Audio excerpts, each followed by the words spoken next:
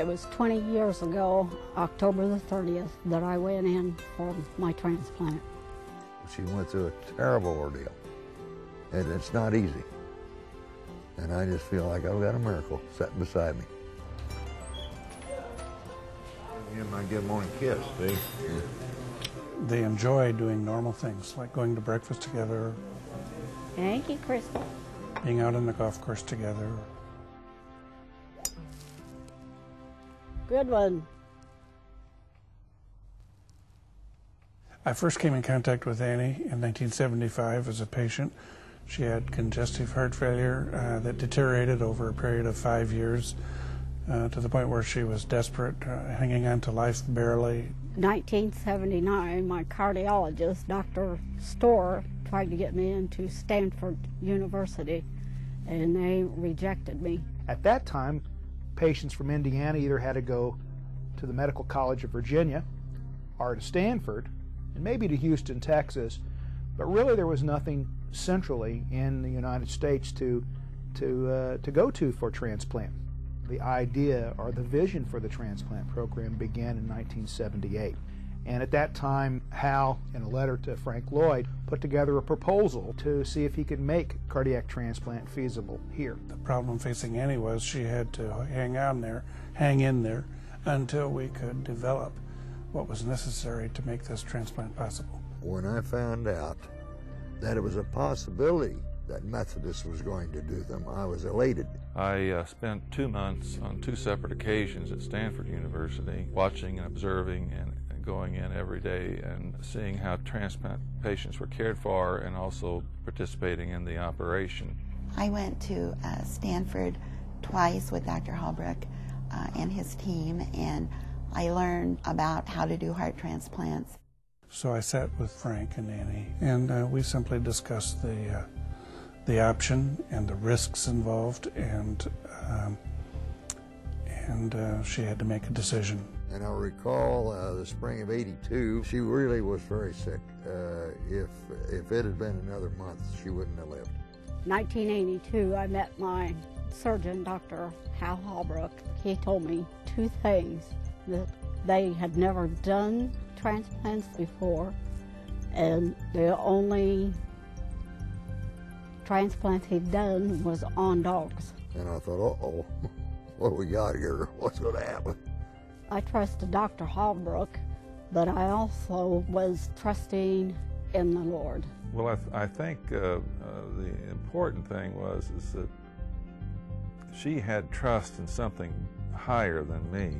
When they called and told me that they had found the heart, the feeling was just overwhelming, just to think that they had found that heart and they were going to be able to transplant. I was going to have more years. We met her at the front door and took her immediately to radiology to have a chest x-ray. Annie was very frail and thin and looked very, very sick. As they were wheeling Annie away into this surgery room, I said, "Annie, I'm going to say my prayers." And I said, "You're going to be all right. You're going to be fine." When I went into surgery, there was this wall of angels around me. So I knew that I was going to be okay, because I felt the comfort and all the worry just drain when I went into the surgery room. During the operation, I went into the OR once to see what was going on, and I observed Dr. Storrs, the cardiologist, sitting on the floor in the corner praying. We had finished sewing in the heart. At first it didn't show signs of wanting to work, and I can tell you at that time I wanted to sink through the floor and disappear from sight. And the moment we gave the medicine that stimulated the heart, it took off and worked wonderfully, and we were all very elated and happy, and I can remember the relief that I felt. Once she was out of surgery, she came directly back to the room that we had prepared for her, and she began to wake up, and I can remember saying, "Annie, you've got a new heart, you're just fine, everything is okay." When I woke up, I thought I'd died and went to heaven. My nurse was sort of an angel. I think a lot of people, when you're in a condition like that, see the nurse at the bedside as an angel. We were the first private hospital in the whole world to do a heart transplant. That's making history to me. I guess I didn't look at it in the terms of being first. I just looked at it in the terms of a patient who I had a personal relationship with after all those years, coming through this and being a winner. This was big news back then, and we were afraid, I guess, to be overrun by the news media. You hear about transplants, but you think that's something they only write in Life magazine. And here it is actually happening in the hospital where I was studying at that time. Without the transplant program, I wouldn't have seen Christmas of 1982. And now I've seen 20 Christmases, and I'm looking forward to it a lot more. I think the donor family have to still feel very good that they were able to help her to do this. I can't give them enough praise. They've done a beautiful job. They're wonderful.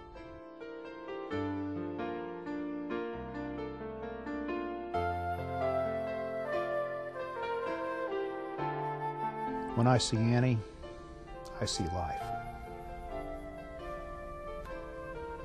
What I would like to say 20 years later is thank you to all the doctors, all of my nurses, for all they did for me, all of their love, the support, the times that I got down, and they were there for me. We had a vision. We had the passion to go after the vision and the goal, and we had the persistence to get through the obstacles. I feel especially grateful to Dr. Frank Lloyd, who's the CEO at the time. Without him, it could not have been done. Annie got the heart, and I still had my wife and my companion, my friend. I think if my family, my friends, need something for a transplant, the way the system is set up here, the experience that we've had over 20 years, in my opinion, there's no place better.